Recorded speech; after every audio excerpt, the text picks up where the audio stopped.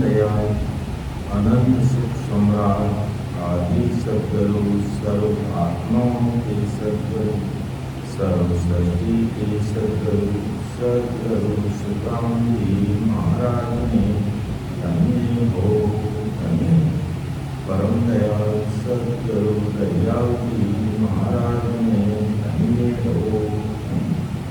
परम दयाल सद्गुरु बाबा जी महाराज ने धन्य हो धन्य। कालम को नाम में बारंबार राम सवामी राम महाराज राम स्वर्ण उपस्थित हमारे समस्त वरिष्ठ संतों को, समस्त राम समी भाइयों को बार बार कोटि कोटि राम राम सा प्रणाम। महाराज की कृपा से प्रातःकालीन सत्संग का 3 घंटे का सिमरन का समय करीब करीब पूरा हो रहा है और अति आनंद में वातावरण के साथ पूरा हो रहा है। सिमरन के समान कोई आनंद नहीं है। ज्ञान तो ठीक है, नए भाई बहनों के लिए जरूरी है। बाकी जिन भाई बहनों ने सिमरन के द्वारा आनंद लेना प्रारंभ कर दिया है, उनको ज्यादा ज्ञान की आवश्यकता नहीं रहती है।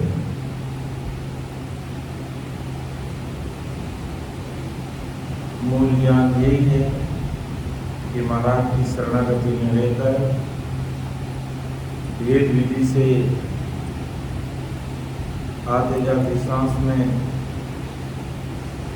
सिमरन करने का तरीका समझ लेता है और इस घट में जो अमर लोक जाने का जो मार्ग है,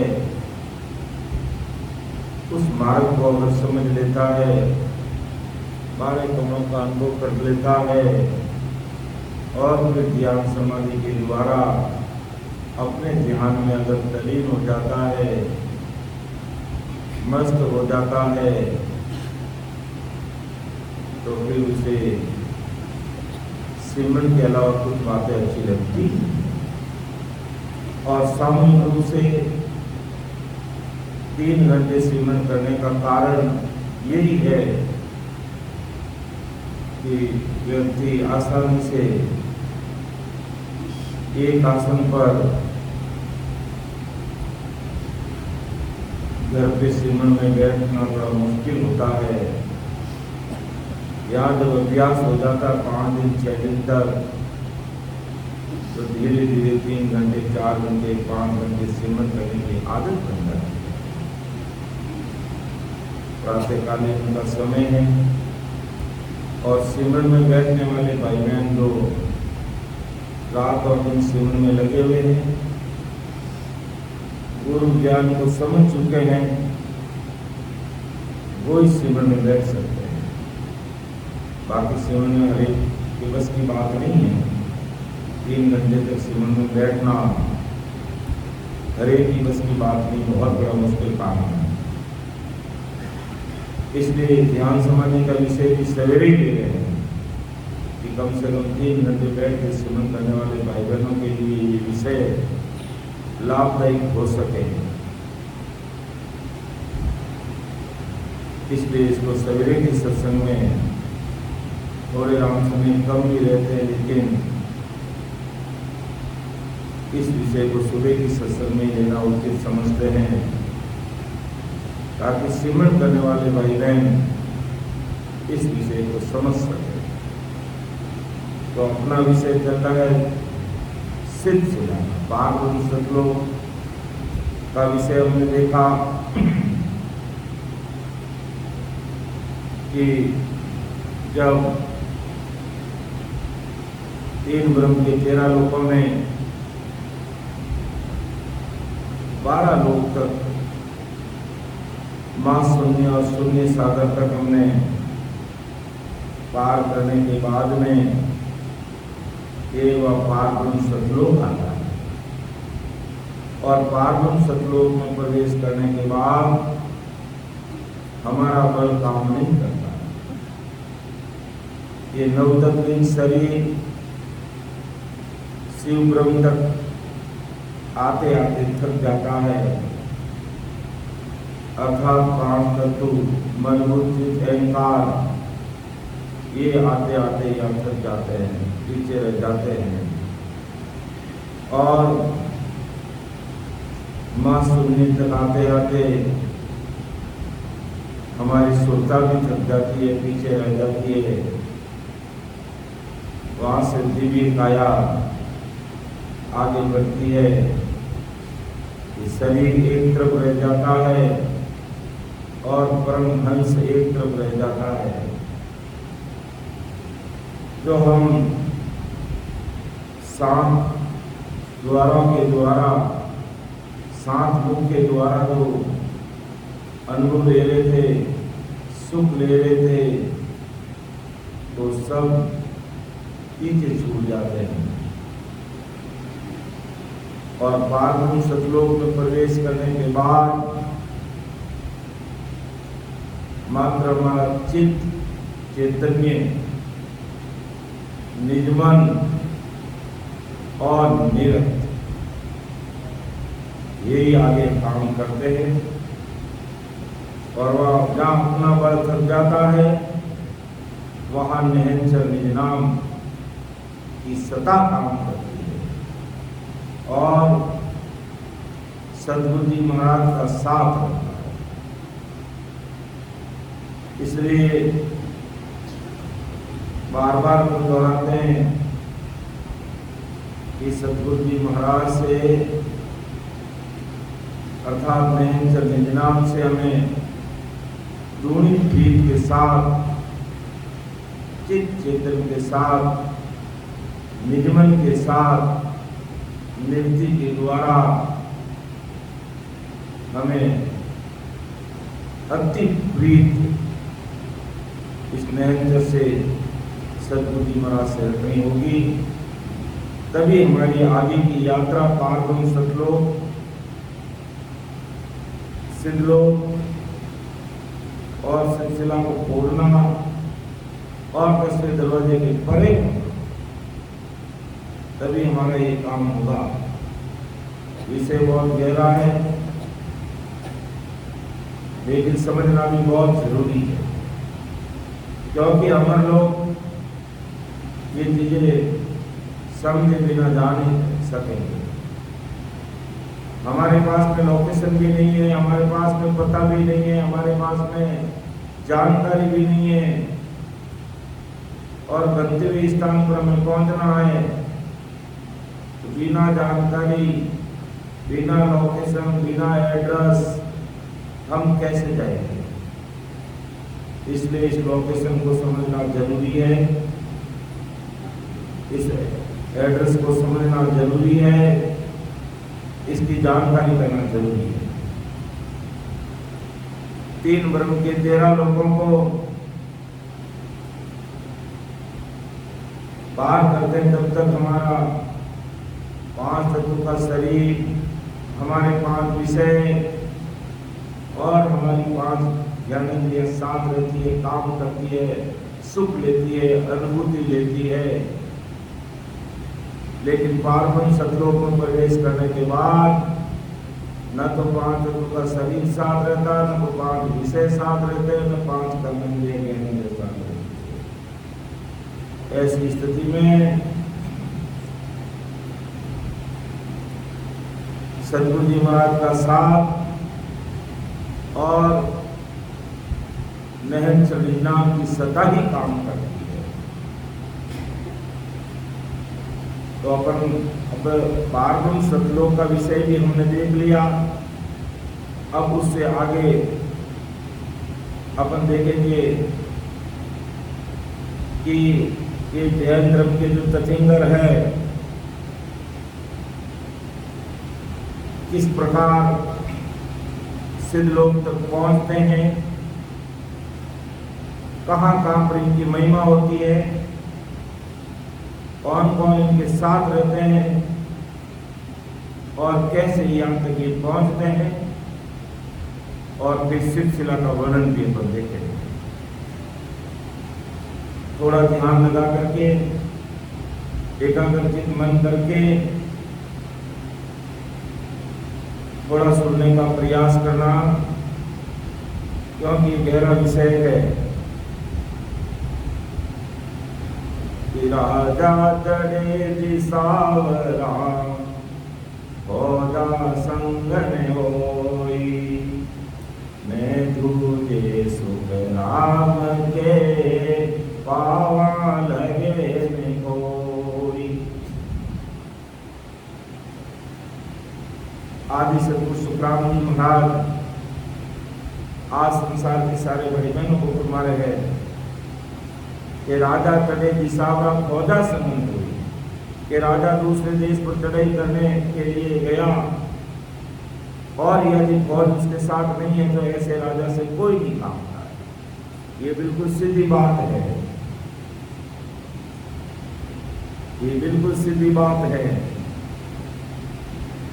अगर राजा है और उसके साथ में फौज नहीं है, ना दूजे सुखराम के पावा लगे कोई नहीं डरता उस राजा से, ना कोई उस फौज भी राजा के पैर पड़ता। और बलशाली अगर सेना है, बलशाली राजा है, ताकतवर राजा है, तो कमजोर फौज वाला राजा अपना आप कुदरती समर्पण कर देगा। और ताकतवर राजा जिसके पास में इतनी सारी फौजें हैं, उसके वो पांव पड़ने लग जाएगा।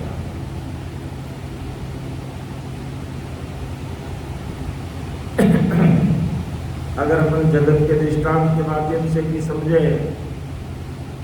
तो समय का प्रभाव और करणियों के कारण महिमा में अंतर को समझते हैं।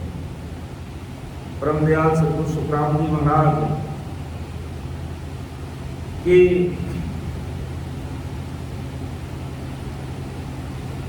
जो ये ततिंगर हुए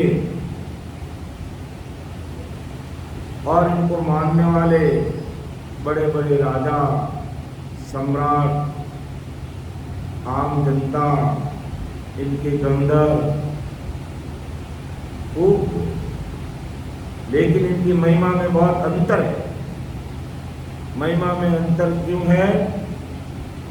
क्योंकि जो ततिंगर है उनके पास सिद्धलोक तक पहुंचने की सत्ता है, उनके पास ओदा है, इसलिए 3 लोक 14 लोक में, मृत्यु लोक में, देवलोक में इनकी महिमा अधिक है। लेकिन इनकी सत्ता को समझकर, मानकर जो सिद्धलोक तक, सिलसिला तक पहुंच रहे हैं, उनकी महिमा में अंतर है। दोनों का धाम एक ही है, दोनों की बस्ती एक ही है, दोनों का गांव एक ही है, लेकिन महिमा में फर्क है। क्योंकि जो ततिंगर हुए उन्होंने खूब त्याग, तपस्या, कष्ट सहन कर करके अपने कर्मों को काट काट करके वहां तक पहुंचे। इसलिए इन मुख्य ततिंगरों में और इनको मानने वालों में इनकी महिमा में रात और दिन का फर्क है। फिर महाराज आगे और समझा दिया है कि करणी संग फौजा रहे, नीरे भूप में जोई, तब सारा सुख राम के सुर नर दूजे लोई। आदि सदगुरु सुखराम जी महाराज आज संसार के सारे भाई बहनों को समझा है कि राजा के साथ फौज रही तो दूसरे देश का राजा नतमस्तक होता है कि करणी संग फौजा रहे निवे भूप बिजोई, तब सारा सुखराम के सूर गूंजे, तब सारा सुखराम के सूर नर गूंजे। इसी प्रकार केवड़ी भगवतों की सात करणियां रही तो देवता और मनुष्य भी सभी उससे डरते हैं। जैसे त्रिजंगराम कितनी करणियां की, कितना तप किया, कितना त्याग किया, कितना कष्ट किया, इसलिए चाहे मृत्युलोक के मानव है, देवलोक के देवता को भी उनसे पूछते हैं। जैसे बलशाली राजा और उसके साथ में फौज है, तो कमजोर राजा, कमजोर फौज वाला राजा उससे डर गया। इसी प्रकार अगर अपन महाराज की भाषा के अनुसार समझे तो करणी संग फौजा रही निवी भूप मिलोय, तब सारा सुखराम के सूर गूंजे। अर्थात अपन यूं समझ सकते हैं कि जिन मुख में हरि नाम कर्म को दोहरन लागे, भूत प्रेत छल छिद्र झम दूरा से भागे, विखे व्याध सब जाय रोग व्यापे नहीं कोई, 84 को काट जीत जन निर्मल होई, देव करे प्रणाम विष्णु ब्रह्मा शिव चावे, जन सुखिया निज नाम ब्रह्म के माय मिलावे। अब इन तीर्थंकरों के साथ तो बहुत बड़ी करणियां थी, क्या था, तप था, तपस्या थी, लेकिन जो केवड़ी संत जो अमर लोग जाने वाले हैं, तीर्थंकरों के सिद्ध लोक से भी आगे, और जब उनके साथ पास में निहंच निजनाम रूपी खंडा होता है, तो ये काल और बड़े बड़े ये देवता ब्रह्मा विष्णु वेद सभी है, तो ऐसे सताधारी संतों से कांपते हैं, डरते हैं, उनको नमस्कार करते हैं, प्रणाम करते हैं। और अपन महाराज की अंगे वाणी में भी समझते हैं कि धर्मराज सिर पांव गिराया। धर्मराज कब पांव गिराता भाई? धर्मराय के पास तो 14 करोड़ जमदूत है, 14 करोड़ जमदूत है धर्मराय के साथ में, बड़े बड़े 14 जम हैं और एक एक के पास में 1-1 करोड़ जमदूत है। और वो जो मायावी भक्ति और करनी कर्म करने वाले हैं, एक को भी आगे नहीं बढ़ने देते हैं। और जैसे निहंचरी संत निहंच रूपी खांडा के साथ में रात और दिन सिमरण करके आगे बढ़ते हैं, तो धर्मराज खुद सिर झुका देता है, अपना सिंहासन छोड़ देता है और ऐसे संतों के चरणों में नतमस्तक हो जाता है। 33 कोटि प्रकार के देवी देवता संतों के दर्शन के लिए हाजिर हो जाते हैं। ब्रह्मा विष्णु महेश इंद्र धर्मराज सब संतों की अगवानी करने के लिए तैयार रहते हैं और उनको नमस्कार करते हैं, प्रणाम करते हैं और सारे दूजते हैं। क्यों दूजते? कि संसार में तो राजा के पास फौज है, बल है, शक्ति है, तो सब उसको नमस्कार करते हैं। और संतों के पास निरंतर निजनाम रूपी ये सिमरण रूपी फौज है। आज अपन परम दयाल अनंत सुख सम्राट आदि सद्गुरु सुखराम जी महाराज को इतनी उपाधि क्यों दे रहे हैं कि परम दयाल अनंत सुख सम्राट आदि सद्गुरु, सर्व आत्माओं के सद्गुरु, सर्व सृष्टि के सद्गुरु सद्गुरु सुखराम जी महाराज ने धन्य हो धन्य। क्योंकि महाराज ने एक ही जगह पर बैठकर जितना सिमरण किया इतना सिमरन किसी ने नहीं किया। 18 वर्ष तक धरती का बिछोना, आकाश का ओढ़ना, रात और दिन,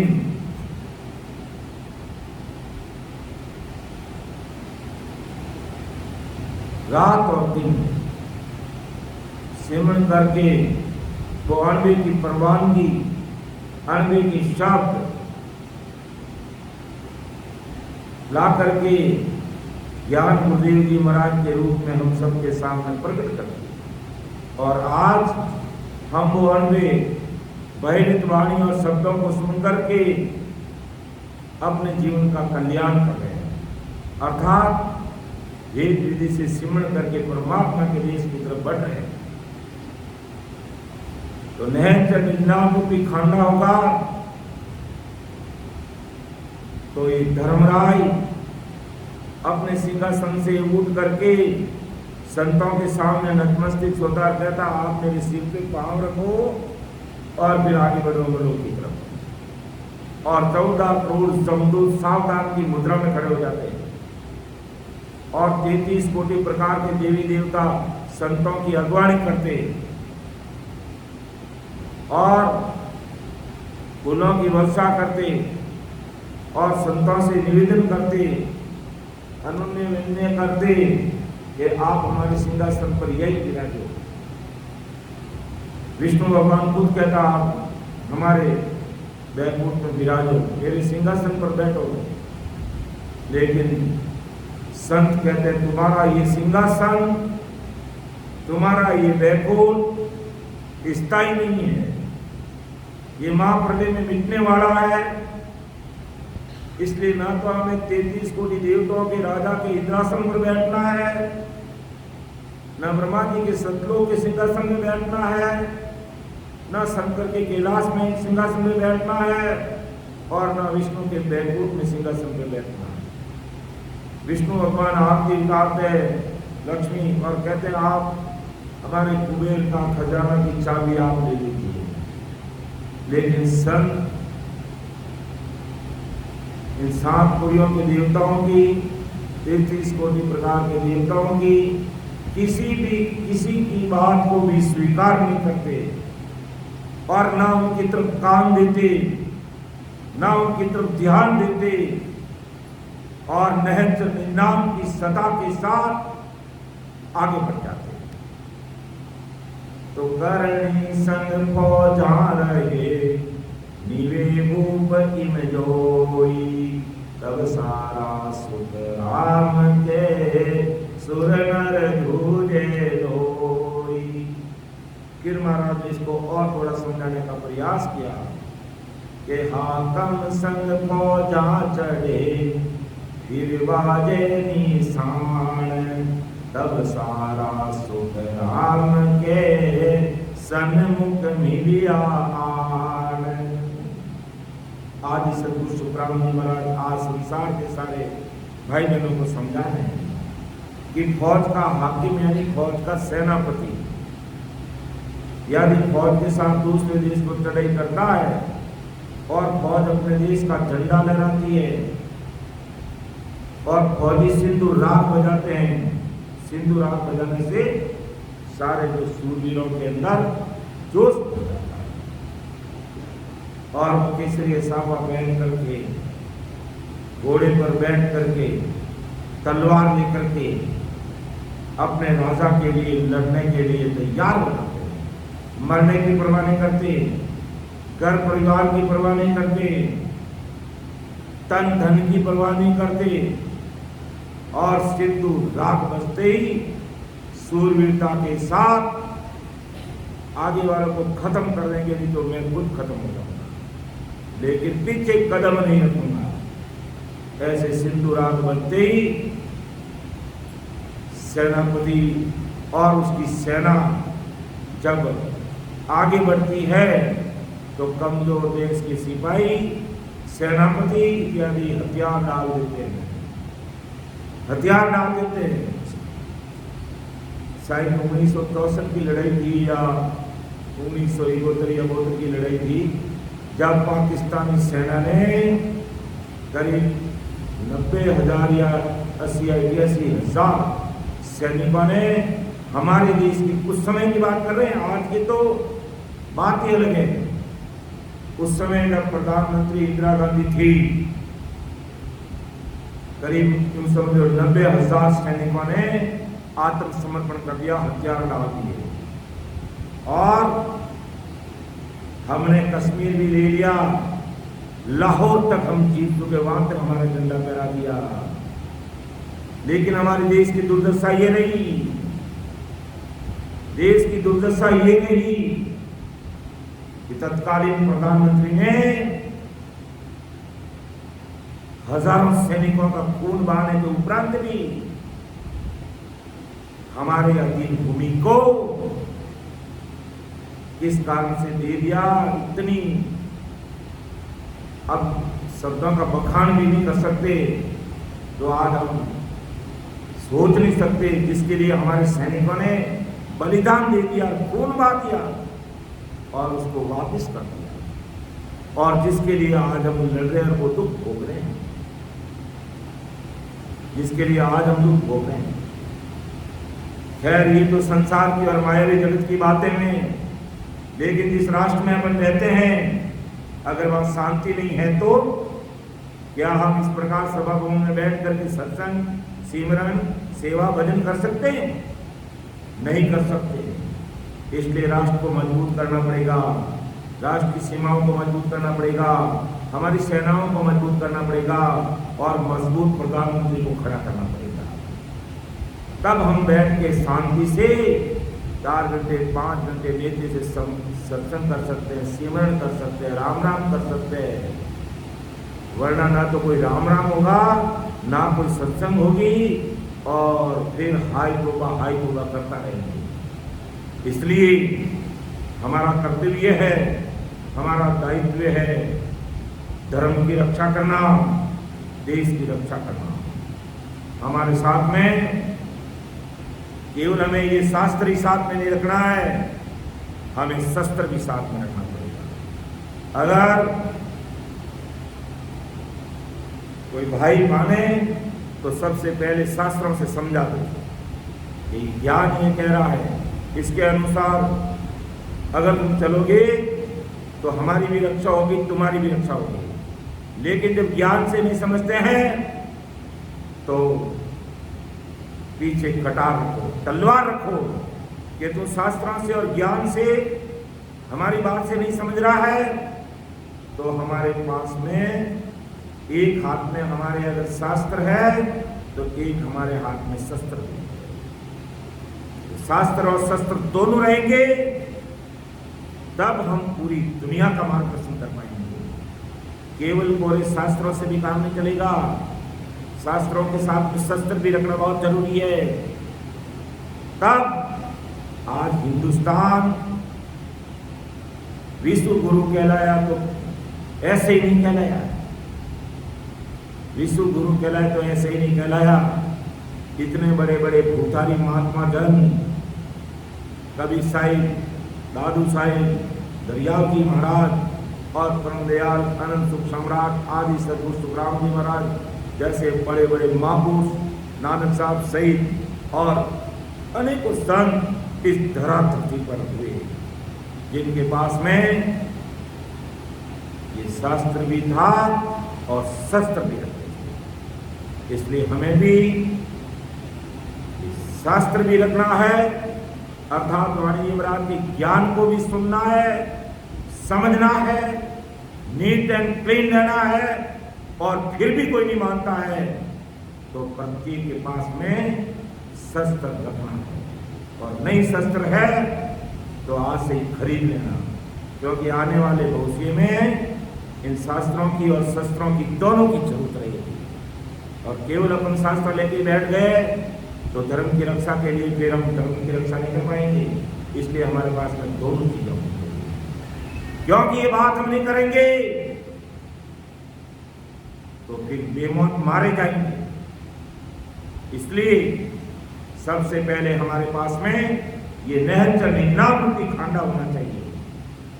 ये इतनी बलशाली है, ये इतना शक्तिशाली है ये संसार के दुश्मनों को तो क्या मारता है, सबसे बड़ा जो दुश्मन है काल है, उसको भी खत्म कर देता है।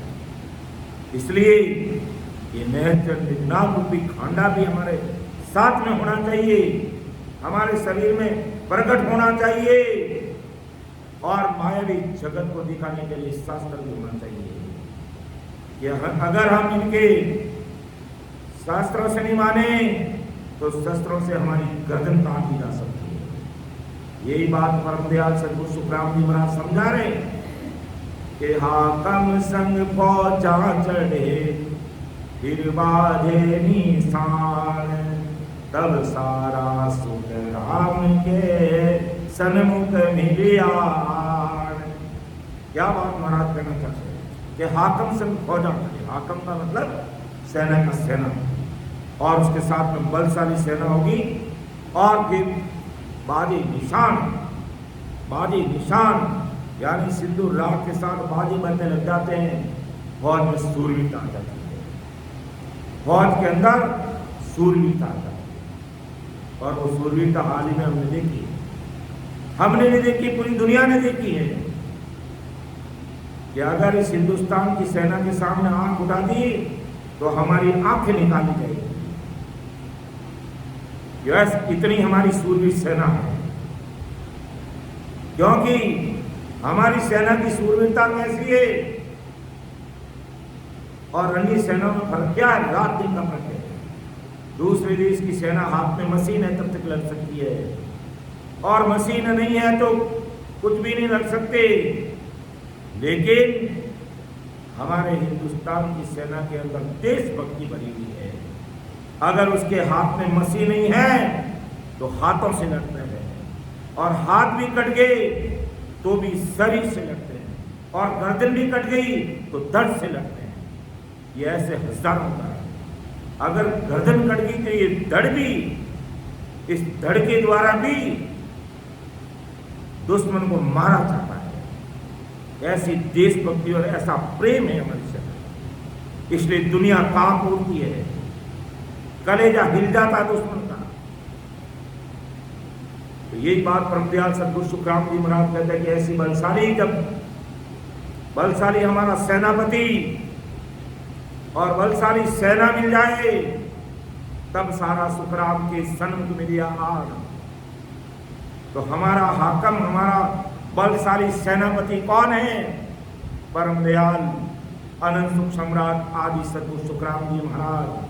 और हम सब उनके फौजी हैं जो सूरवीरता के साथ बैठ करके 3 घंटे सिमरन करते हैं, 2 घंटे सिमरन करते हैं, 4 घंटे सिमरन करते हैं, 5 घंटे सिमरन करते हैं, रात और दिन सिमरन करते हैं, क्योंकि हमारे सेनापति की सीख ही ऐसी है कि इस काल से लड़ना है, इन लोभ लालच मोह माया से लड़ना है। तो हमें सूरवीरता के साथ, जिस प्रकार सेना का फौजी लड़ने के लिए हाथ में तलवार लेकर, केसरी साफा पहनकर घोड़े पर बैठ करके खड़ग खड़ग लड़ने के लिए जाता है, इसी प्रकार हमें मन रूपी घोड़े पे बैठना है और तत्व रूपी तलवार लेना है और इस काल से लड़ाई करनी है राम नाम के द्वारा। तत्व रूपी तलवार का मतलब ही, तत्व रूपी तलवार का मतलब ही इस राम नाम नहर चंदी नाम के खाने से लड़ना। तो हाकम संग फौजा चढ़े फिर बाजे निशान, अर्थात सेनापति के साथ में जब इस प्रकार फौजें लेकर सिमरन में लगती है तब सारा सुखराम के सन्मुख मिलिया आन। ये 33 कोटि प्रकार के देवी देवता, ये ब्रह्मा विष्णु महेश 10 अवतार, और ये धर्मराय सिर पे पांव रखता है, सिर झुका देता है, क्योंकि उनको पता है पहली बात तो इनका सेनापति बड़ा सूरवीर है, अर्थात आदि सदगुरु सुखराम जी महाराज का सरना है, और फिर आदि सतगुरु सुखराम जी महाराज का सरना है और इनका एक एक फौजी एक एक राम सनी भाई बहन के पास में नहचरनी नाम रूपी खाना है। इसलिए तब सारा सुखराम के सन्मुख मिलिया तो सभी देवी देवता ब्रह्मा विष्णु महेश और धर्मराज सहित समदूत सब आकर के ऐसे नहचरनी नाम रूपी संतों के सामने आकर के सन्मुख प्रणाम करते हैं, नमस्कार करते हैं और रास्ता एक तरफ 10 कदम दूर हो जाते हैं कि आप पधारिए।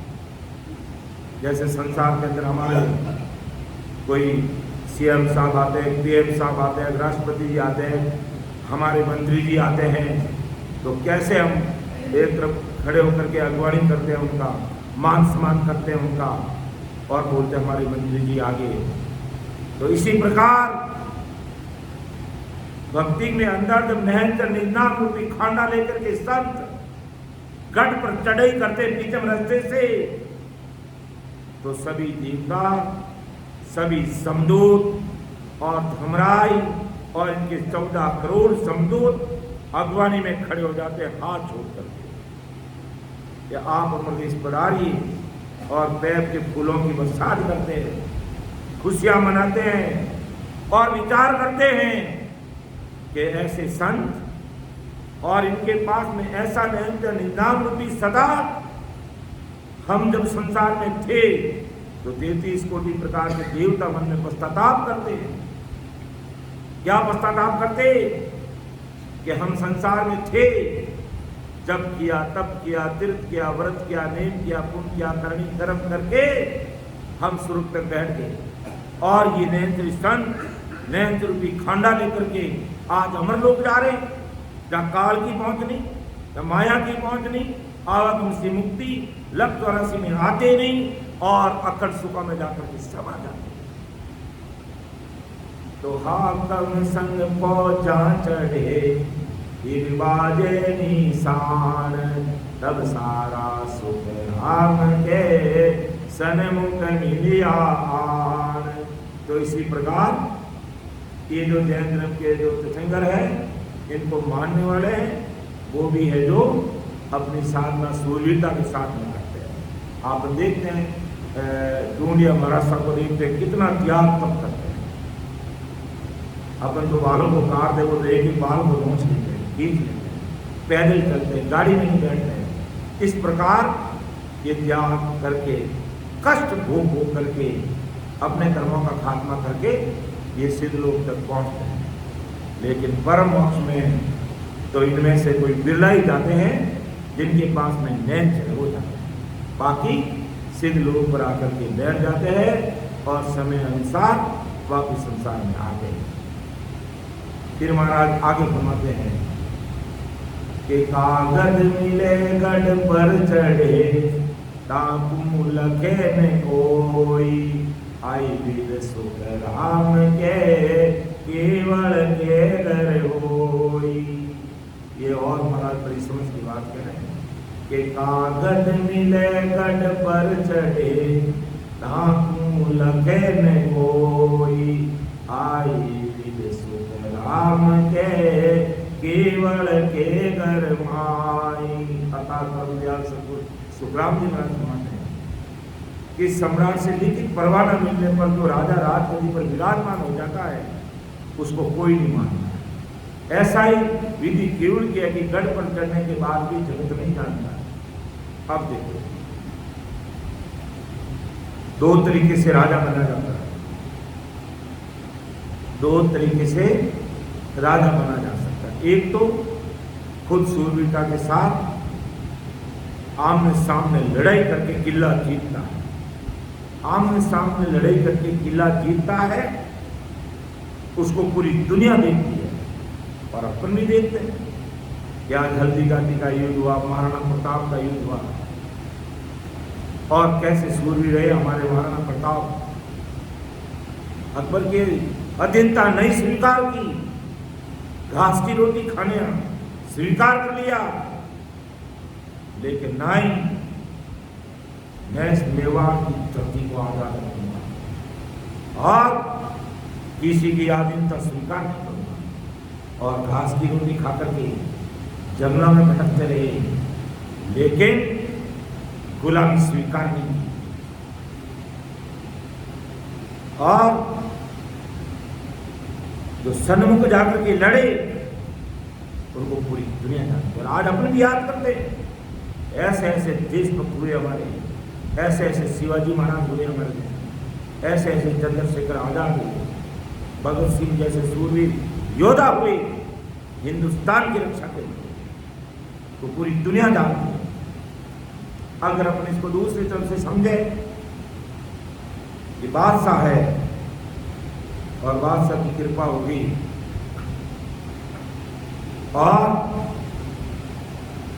राजा को कोई अपना एरिया देकर कह दे तू उस राजगद्दी पर बैठ जा, तो वो कागज मिले गढ़ पर कटे ताकों लखे में कोई, आई विद सुखराम की केवल के कर। तो अब बादशाह ने आदेश कर दिया, उसको कोई नकार नहीं सकता, वो राजा है, उसके बाद राजा की सारी शक्तियां है, लेकिन पूरी दुनिया उसको समझ नहीं सकती ये राजा है कि नहीं है। इसने सन्मुख लड़ाई नहीं लड़ी, लेकिन कागज तो मिला, उसको ऑर्डर तो मिला ही है, लेकिन उसको ये अज्ञानी जगत समझते, आदेश है उनके पास, लेकिन जगत को ध्यान, जगत किसको देखती है? सन्मुख लड़ाई को देखती है। तो यही बात महाराज क्या कहना चाहते हैं, आई विद सुखराम के केवल के घर हुई। तो हमारे बादशाह कौन है? परम दयाल अनंत सुख सम्राट आदि सतगुरु सुखराम जी महाराज है। आई विद सुखराम के केवल के घर हुई। तो आदि सतगुरु सुखराम जी महाराज का सानिध्य ले लेता है, और वो सतगुरु साहिब परमात्मा के घर से पट्टा लेकर के, ओदा लेकर के, सनद लेकर के, अधिकार लेकर के ग्रह धरती पर आए, और जो उनकी शरणागति में आ जाता है, जो उनकी शरणागति में आ जाता है और भेद विधि से प्रेम प्रीत के साथ बदन में लग जाता है, उसको अमर देश का पट्टा मिल जाता है, अमर देश का पट्टा मिल जाता है। वो केवड़ी भगवंत हो जाता है, केवड़ी सत्य बन जाता है। लेकिन अज्ञानी जगत उनको नहीं समझ पाती, क्योंकि अज्ञानी जगत को बाहर का दिखावा चाहिए कि इनके बेस है कि नहीं है, इन्होंने घर बार त्यागा कि नहीं त्यागा, ये सन्यासी है कि नहीं है, ये त्यागी है कि नहीं है, बैरागी है कि नहीं है, वेदारी है कि नहीं है, वेदांती है कि नहीं है। दुनिया उसको देखती है, दुनिया उसको देखती है, भले उसके पास में संस्कृत की सत्ता हो ही नहीं,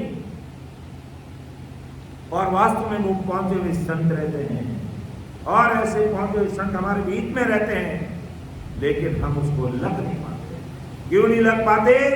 क्योंकि दिखावे के लिए अलग उनकी कोई पहचान नहीं है, उसकी कोई पहचान नहीं है। और अज्ञानी जगत की कैसी मति है, बात को देखो। इसी प्रकार देवता और मनुष्य तीर्थंकरों की महिमा क्यों करते?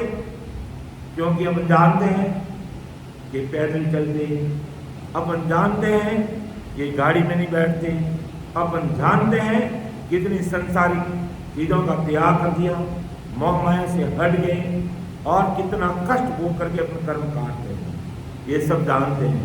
इसलिए मृत्यु लोक में, देवताओं के लोक में सब उनकी महिमा करते हैं। लेकिन उन्हीं का कोई शिष्य है और किसी के सामने नहीं है, और वो भी उनकी सत्ता से सिद्धलोक में पहुंच गया, दुनिया उसकी महिमा नहीं करेगी, क्योंकि दुनिया बाहर का दिखा। इसी प्रकार आई विद सुखराम की केवल के घर होए, अर्थात यही आज केवल के घर में सतगुरु राम जी के घर की बात है कि जिन्होंने इस प्रकार बिना कोई बात का दिखावा करके भक्ति करके परमात्मा के देश की अगर प्राप्ति की है, तो ये दुनिया उसको लगती नहीं है, लगती नहीं। तो कागज मिले गढ़ पर चढ़े, ताकू लगे में कोई, आई विद सुखराम के केवल के घर होई। चढ़िया ढोल बजाए के इनमें फेरन सार, केवल की सुख राम के सायब ध्यान निहार। आज सदगुरु सुखराम जी माता के राज्य की उत्तरदायी के बनने पर कोई ढोल बजाकर राजगद्दी पर बैठ गए। ये सन्मुख लड़ाई करके ढोल बजाकर जीतते। आज हमारे भी कोई एमएलए है, एमपी है, लड़े मतलब चुनाव लड़ते और जीत जाते हैं तो कितना है जो उनका मान सम्मान होता है। गाजा बाजा के साथ में वो अपनी राजगद्दी पर बैठते हैं और पूरी दुनिया उसको जानती है। तो इसमें कोई अंतर है। वैसे ही उत्तराधिकारी के तुझे केवली होकर सिलसिला केवल मार्ग पर धारण किया और ढोल की तुल्य करणियों का पालन किया। अर्थात जिस प्रकार सन्मुख लड़ाई करके राजगद्दी पर बैठते हैं वो ढोल बजा करके बैठते हैं, हंसी खुशी के साथ बैठते हैं। तो केवल की सुखराम के साहिब जानन हार। इसी प्रकार ये जो जैन धर्म के संत है जो सिद्ध लोग पहुंचते हैं, ये भी अपनी करणियां करके, त्याग करके, तप करके, तपस्या करके, कर्मों को काट काट करके वहां तक पहुंचते हैं। लेकिन केवल की सुखराम के साहिब जानना, लेकिन ये जरूरी है कि इनके यहाँ पहुंचने पर केवल ज्ञान इनमें प्रकट हुआ नहीं हुआ, ये तो राम जी जानते हैं। अर्थात अधिकतर ये सिलसिला तक ही आकर के रह जाते हैं और उससे आगे पहुंच नहीं पाते हैं। तो चढ़िया ढोल बजाए के जिनमें फेरन सार, केवल की सुख राम के सायब ध्यान निहार।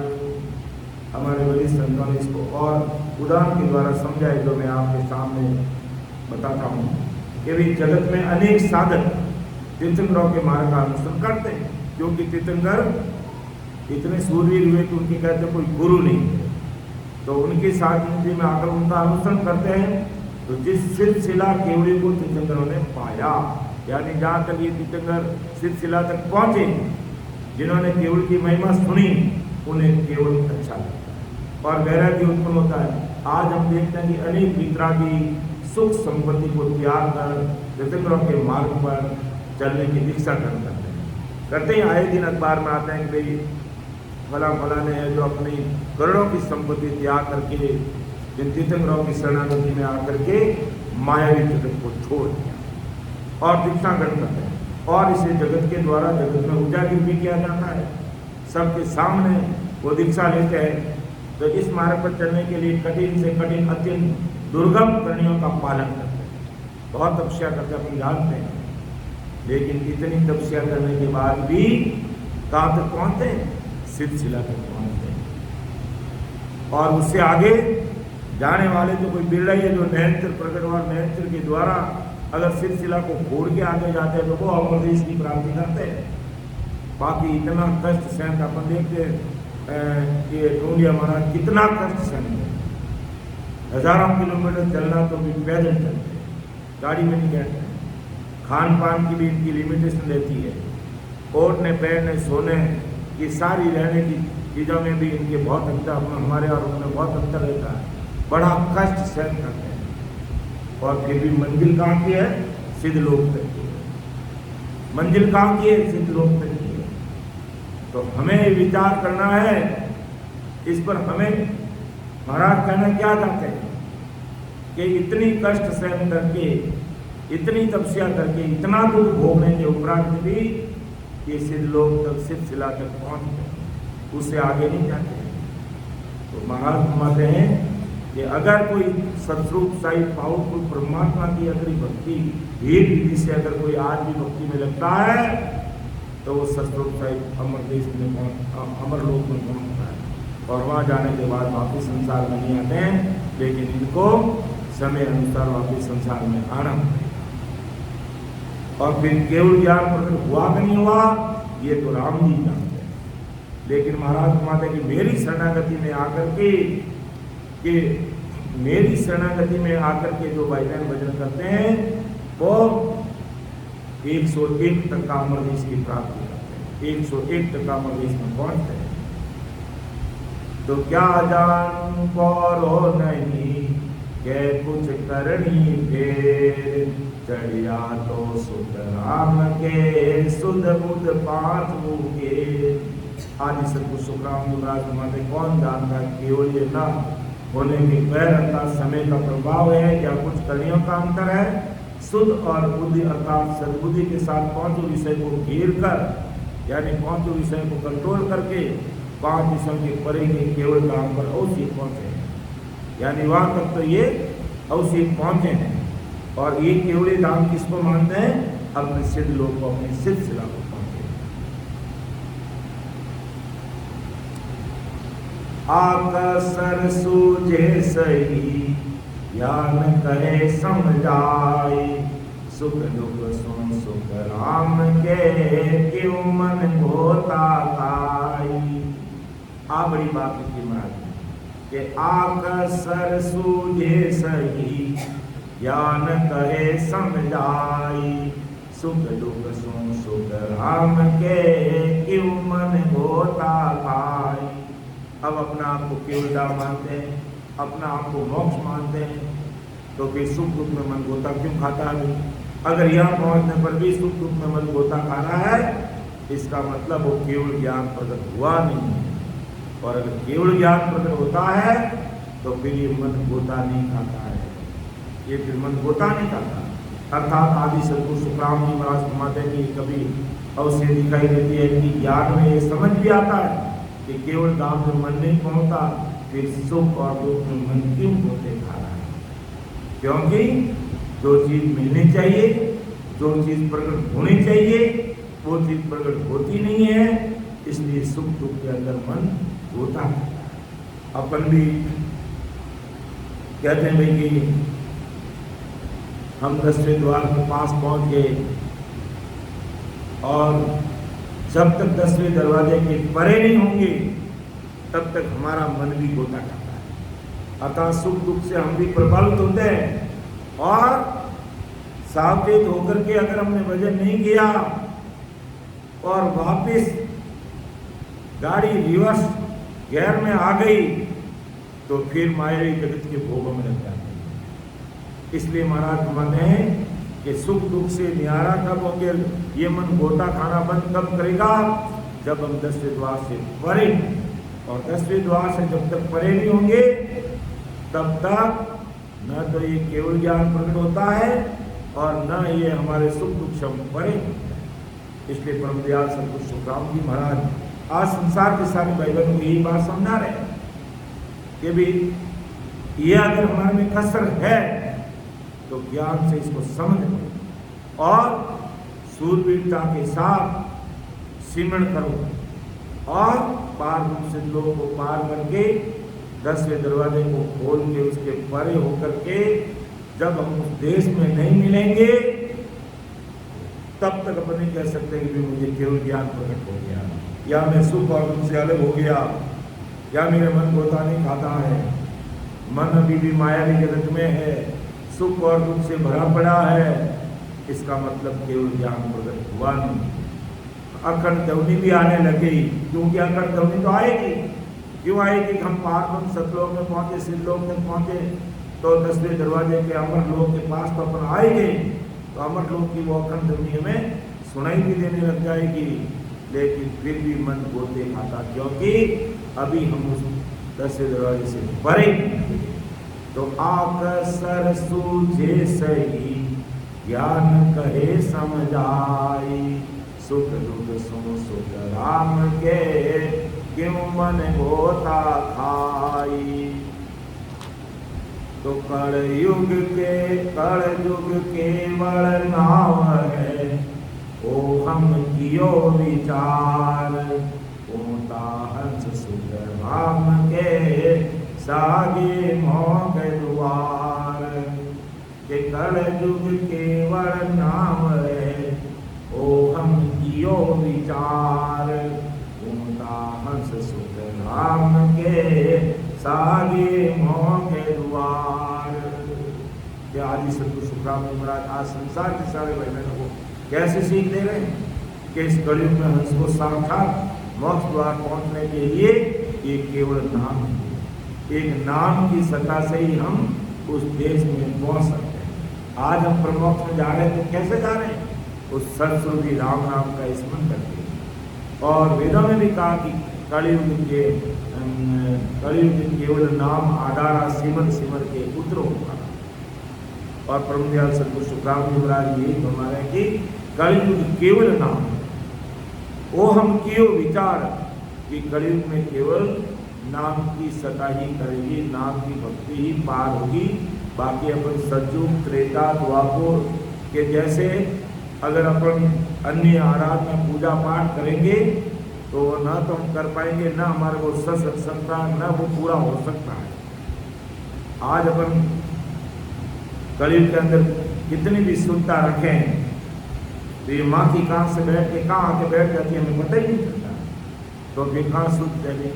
लेकिन ये नाव शुद्ध है, क्योंकि नाव हमारे इस घट के द्वारा रखा जाता है, शरीर के द्वारा रखा जाता है, इसमें कोई विकार नहीं रहता। इसलिए नाव की भक्ति से ही परम मोक्ष के द्वार पहुंच सकती है, उस देश में पहुंच सकती है। इसलिए महाराज के मैंने भी इसका विचार किया है और फिर आपको दिया है कि सतस्वरूपी राम जी का नाम का स्मरण करो, जिससे तुम सतस्वरूप साई पाओ, तुम परमात्मा के देश में पहुंच सकोगे। कि कलयुग केवल नाम है, ओ हम कियो विचार, हंस सुख राम के सागे मोह के द्वार।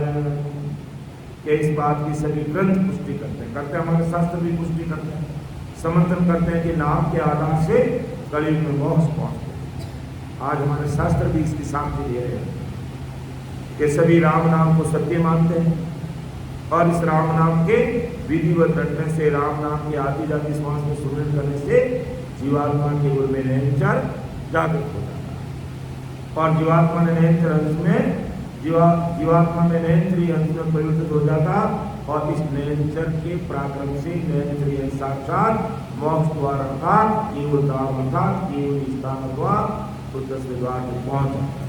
तो इस प्रकार हमने समझा कि कर्मियां तो महत्वपूर्ण नहीं है और ना आज का समय अर्थात कलयुग है तो फिर दुखम आराम है, अर्थात ये दोनों ही महत्वपूर्ण नहीं है। महत्वपूर्ण केवल नाम है और नैनचर है, क्योंकि कलयुग के अंदर क्या है? दुखम जैन धर्म के अनुसार बोलते दुखम यानी कष्ट में। आज हम सज्जू की तरह कर्मियां करके अगर उस पद को प्राप्त करना चाहते तो नहीं कर सकते, क्योंकि इस युग में जिस कर्मियों को करना चाहे वो सज नहीं सकते, इसलिए बड़ा कठिन है, दुखम दुख है।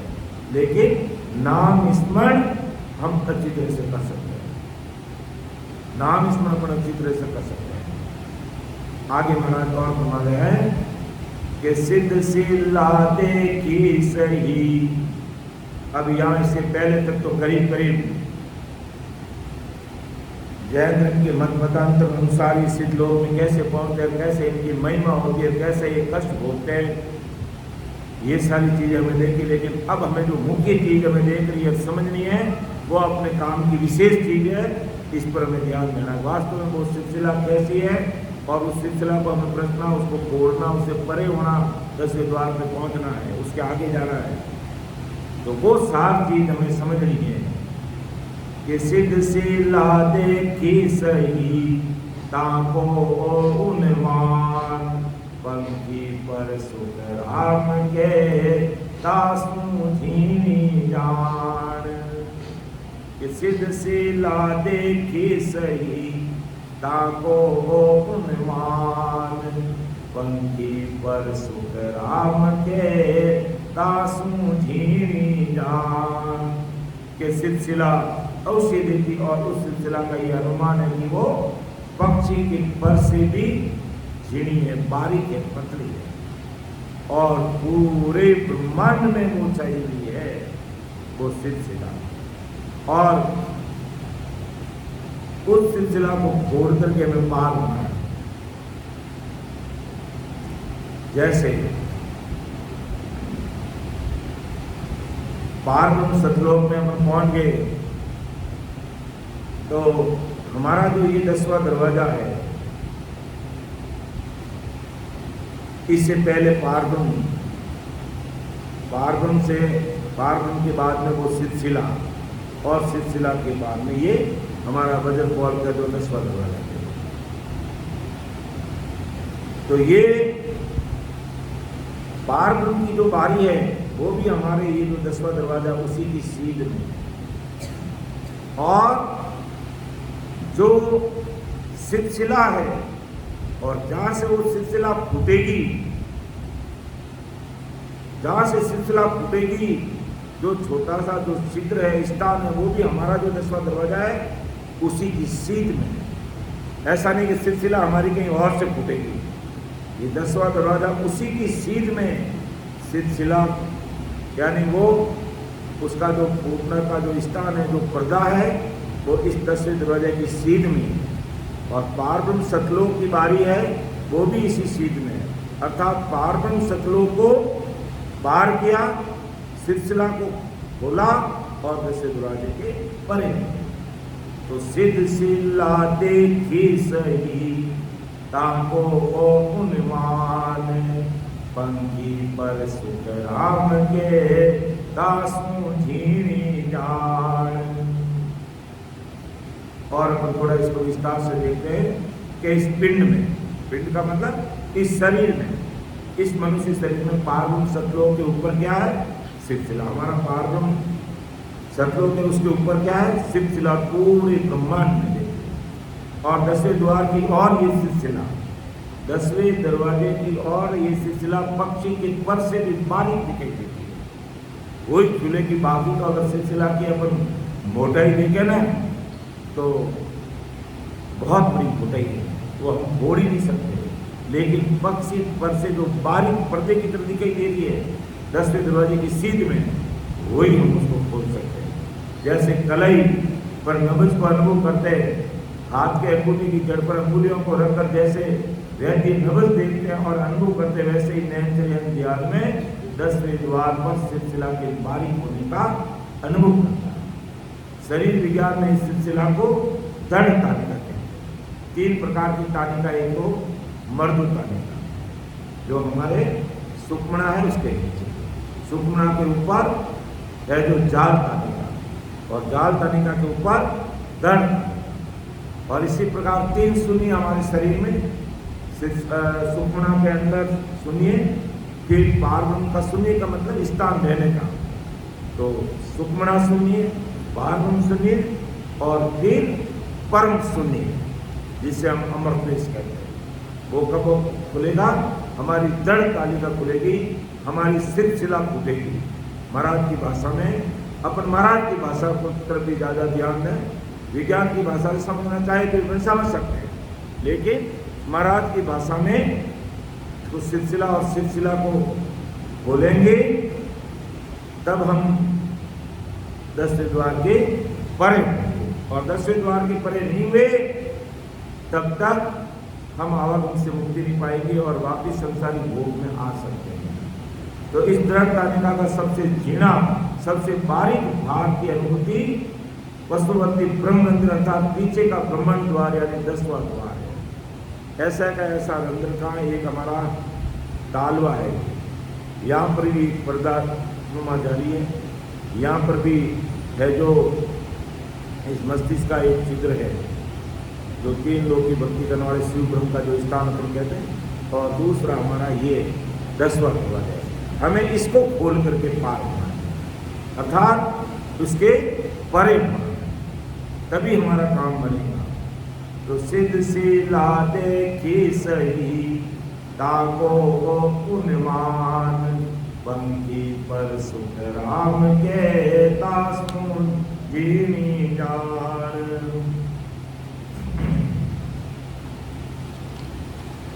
हमारे संतों ने तो और ही विस्तार से खूब सारी चीज़ को इसमें लिखे समझाया है, लेकिन हमें सार चीज़ ये समझना है कि ये जो सिलसिला जो बारीक हमें दिखाई दे रही है 10वें दरवाजे की तरफ में, इसको खोल करके हमें परे होना है। और इसको खोलने के लिए हमें रात और सिमरन करना पड़ेगा, रात और दिन हमें भजन में लगना पड़ेगा, तब हम इस सिलसिला को खोल पाएंगे। बातों से नहीं खुलेगी। ये 3 घंटे 4 घंटे 5-5 घंटे सिमरन करने का कारण ही नहीं है। और यहाँ आते आते भी जैसे पार्थिव सतलोक में अपन पहुंचे, यहाँ पर भी निंद्रा जैसी स्थिति होगी और सिलसिला खोलेंगे ना, फूटेगी ना, उस समय अति निंद्रा की स्थिति रहेगी। ये समझ की बात है। साथ ही तो हमें ये घबराना नहीं है कि भी हम यहाँ आ रहे, हमारी नींद की स्थिति हो रही है, हमें नींद की अनुभूति आ रही है, थोड़ा बैठ के भजन करते रहे, हमें तो नींद आ रहा है, सिमरन भी कुदरती हो रहा है, लेकिन नींद आ रहा है। और नींद आते आते यहाँ एक चीज और बढ़ेगी, वो है शरीर में झटके लगेंगे। निंद्रा में क्या लगेंगे? झटके लगेंगे। और वो झटके लगने का मतलब ही क्या है? उस दर्द तालिका को खोलना, उस सिलसिला को खोलना, यही सारी चीज हमें समझनी है। तो यहाँ आकर के हमें डरना नहीं है, घबराना नहीं है। और प्रैक्टिकल वास्तव में ये झटके मैंने भी अनुभव किए हैं। ये वास्तव में ऐसे झटके आते हैं। आप भजन करने के लिए बैठोगे ना और यहाँ तक पहुँचोगे ना, तो इस प्रकार नींद की स्थिति रहेगी, ऐसा ध्यान लगेगा, तो वो ऐसे झटका लगेगा, एकदम अपन वापिस सावचेत हो जाएगी। वो क्या नींद आ रही थी, मैं क्या कर रहा था, कैसे बात होगी, लेकिन ऐसी स्थिति बनती है। लेकिन उससे हमें घबराना नहीं है। और एक स्थान पर बैठ करके ऐसे ध्यान में चित्त चेतनीय निगमन और निरुक्त के साथ भजन में रखना है। क्योंकि 10वें पारब्रह्म सतलोक से पहले तक तो हम मुख सिमरण में लगे हुए थे। अपन मुख का सिमरण का भी जोर बताते, जोर भजन करते, लेकिन वो चीज भी यहाँ थक जाती है।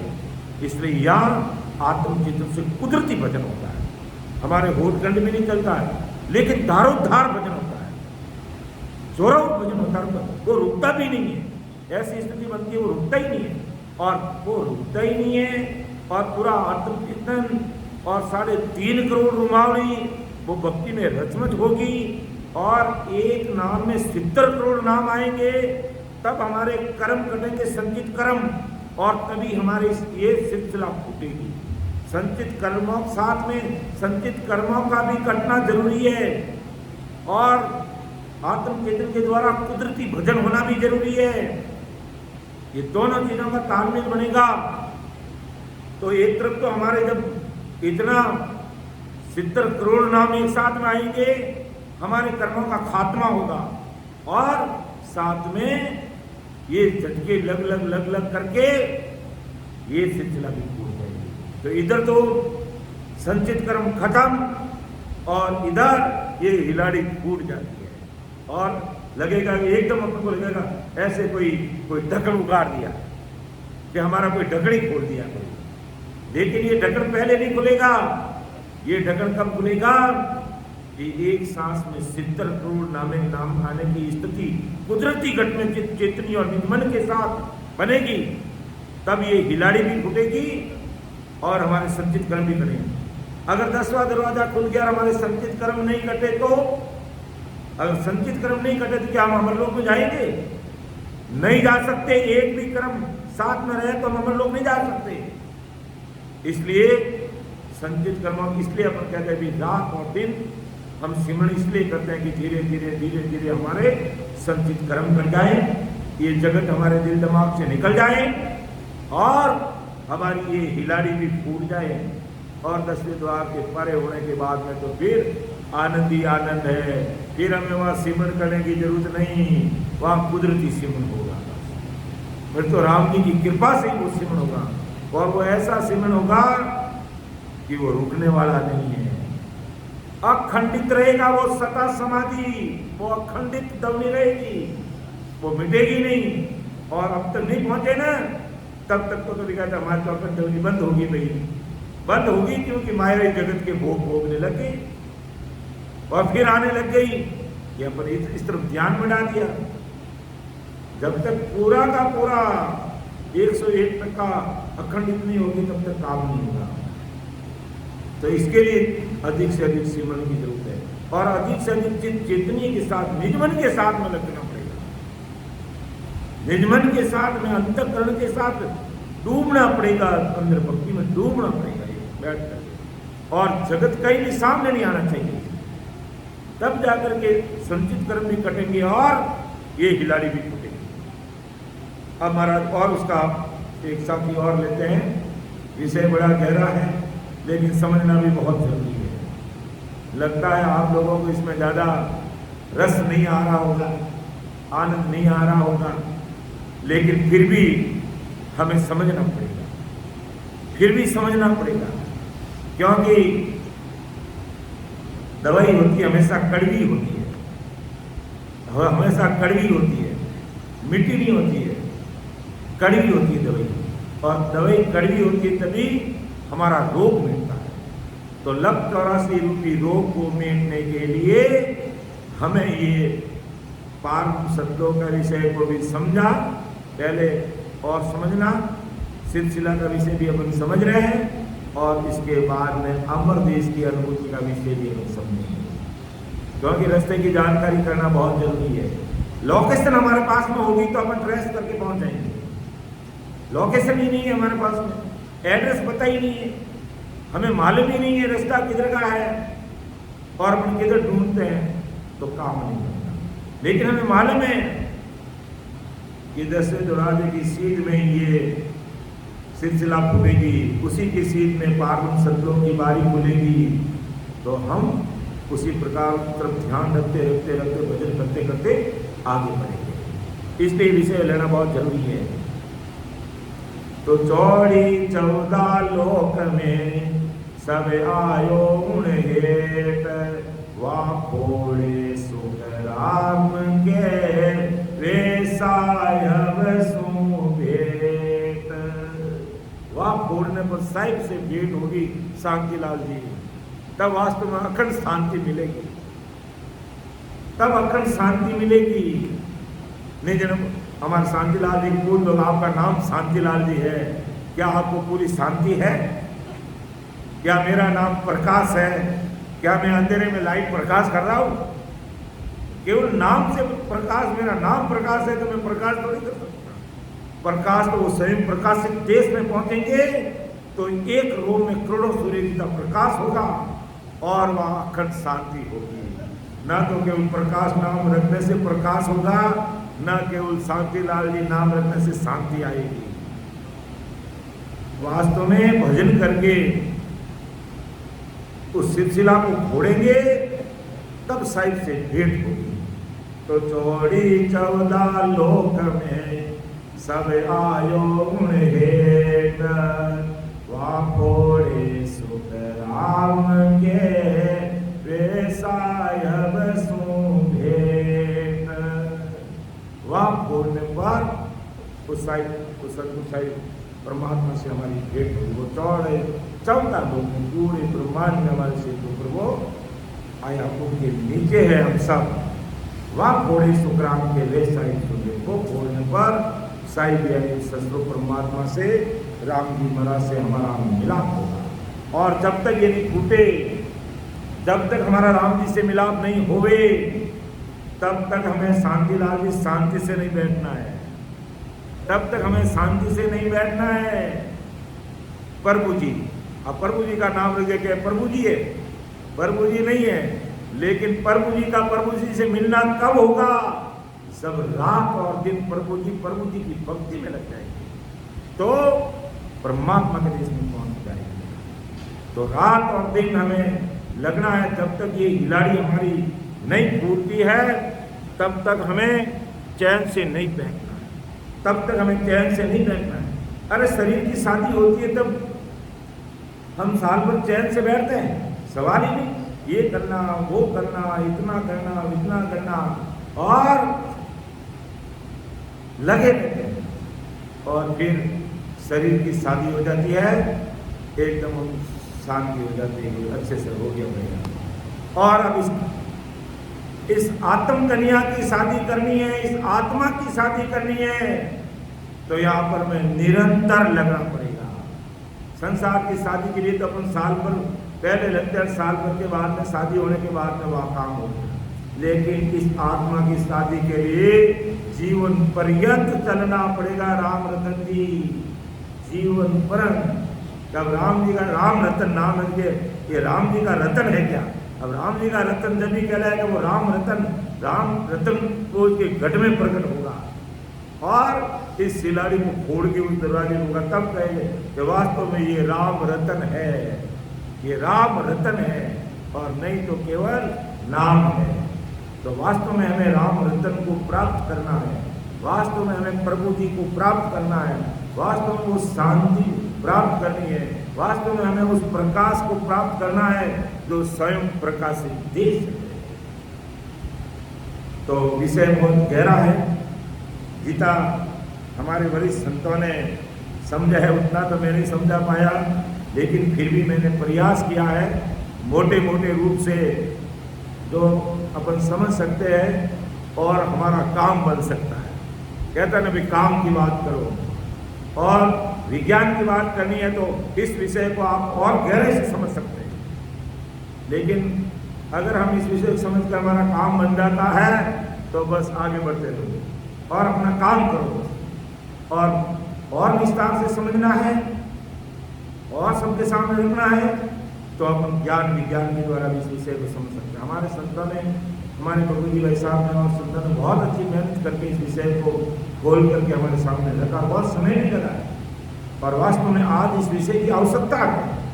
दूसरे विषय तो हमारे और भी संत खूब सारे ले रहे हैं, लेकिन ये ध्यान समाधि का विषय, घटपट्टा का विषय, सुख विलास का विषय, आलोकीकृत का विषय बहुत कम लिया जाता है और जबकि इनको ही लेना पड़ेगा, क्योंकि इन विषय में ही अमरलोक का मार्ग है। इसलिए आप लोगों को थोड़ा प्यास कम आएगा, आप लोगों को थोड़ा बोरिंग भी लग सकता है, लेकिन फिर भी मन को मजबूत बना करके इस रास्ते को जानना जरूरी है, इस लोकेशन को समझना बहुत जरूरी है। तो धीरे धीरे समझ में आएगा।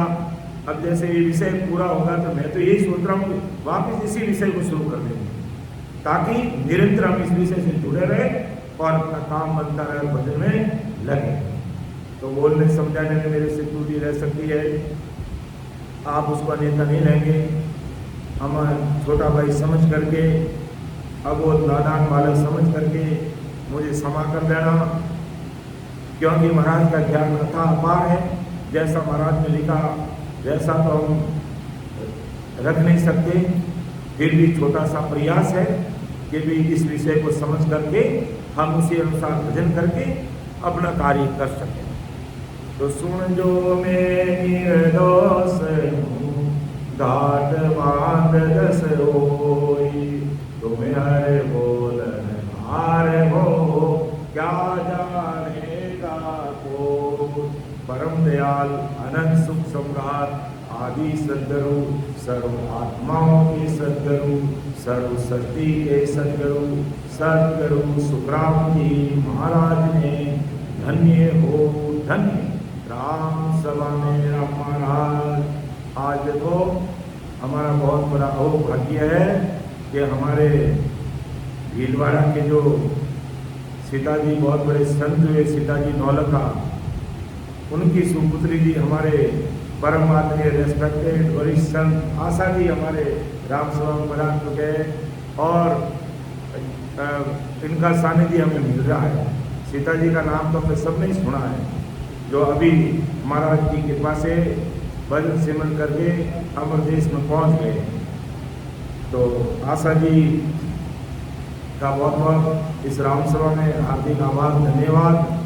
और सीता जी की विशेषता क्या थी, हमारे नौलखा सीता जी जो भीलवाड़ा में थे, जब भी वो राम राम, अपन तो बोलते हैं एक बार राम राम सा प्रणाम सा, और उनकी कितना बड़पन था, कितनी मानता थी कि जब किसी से भी राम राम सा करते और कह राम राम सा, कोटि कोटि प्रणाम। अपन तो कहते हैं एक बार प्रणाम, और उसमें भी प्रणाम बोलते हुए मेरे हृदय को मौत आती है कि मैं प्रणाम कैसे करूं, क्या ये प्रणाम करने योग्य है कि नहीं है, इनको प्रणाम करना चाहिए कि नहीं करना चाहिए।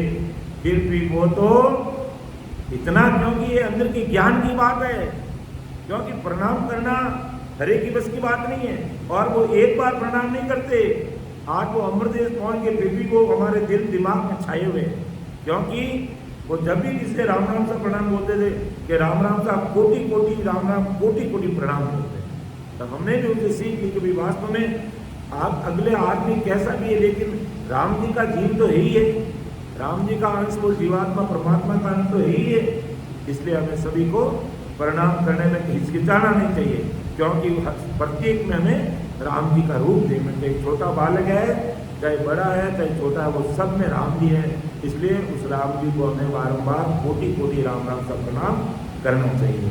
तो आशा जी आपको भी राम राम सा प्रणाम सा बहुत बढ़िया अच्छा लगा, आप पधारे। तो अब अपन सभी सामूहिक रूप से पढ़ लेंगे कि दिन दिन भाग हमारा हो मेरा सतगुरु द्वार भला। ओ दिन दिन